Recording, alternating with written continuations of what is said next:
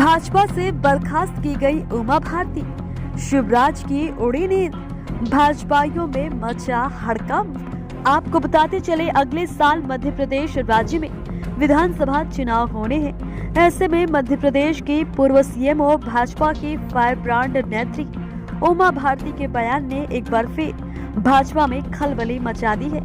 आपको बता दें, उमा भारती लोधी समाज के एक कार्यक्रम में शिरकत करने गई थी, जहां पर मंच से उन्होंने कहा कि मैं खुद को लोधी समाज के बंधन से मुक्त करना चाहती हूं, जिसके बाद विपक्ष उनके ऊपर हमलावर हो गया।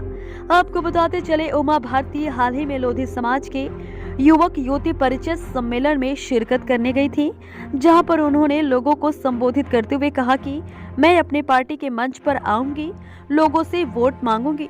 मैं कभी नहीं कहती लोधियों कि तुम भाजपा को वोट दो।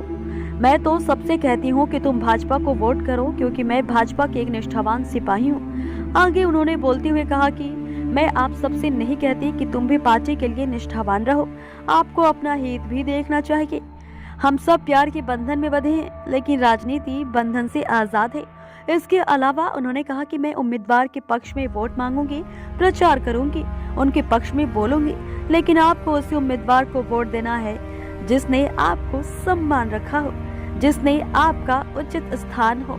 आप उसे वोट करने के लिए स्वतंत्र है। इसी के साथ आपको बताते चले, अपने भाषण में आगे संबोधित करते हुए उमा भारती ने कहा कि जब मैं क्षेत्र में प्रचार करने निकलती हूँ तो मुझे फोन करके आप लोग ये मत कहा करके कि यहाँ मत आइए, क्योंकि मुझे सब जगह जाना होता है। लेकिन आपको भाषण सुनने के बाद ये तय करना होगा कि आपको वोट करना चाहिए या नहीं।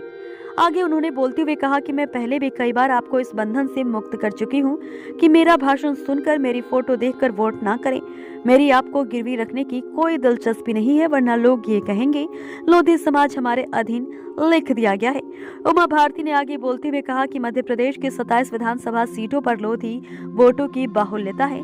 यहाँ पर लोधी समाज जिसे चाहता है उसे चुनाव जिता सकता है, लेकिन ये 50 सीटों पर मजबूती के साथ चुनाव लड़ते हैं, जबकि यूपी में यह आंकड़ा 70 सीटों पर है। इसके अलावा आपको फोटो दिखा दी जाती है मेरी, तो आप सबको भी लगता है कि मेरा नेता जहां है वहां वोट करना चाहिए। इसी के साथ साथ आपको बताते चले कि उमा ने अपने संबोधन में आगे कहा कि वह एक बात हमेशा ध्यान रखना कि मैंने भाजपा पार्टी छोड़ी नहीं थी, मुझे पार्टी से निकाला गया था, क्योंकि पहले से ही ये तय था कि सरकार बनाओ, उसके बाद इसे बाहर का रास्ता दिखाओ, जिसके तहत मुझे पार्टी से बाहर का रास्ता दिखा दिया गया।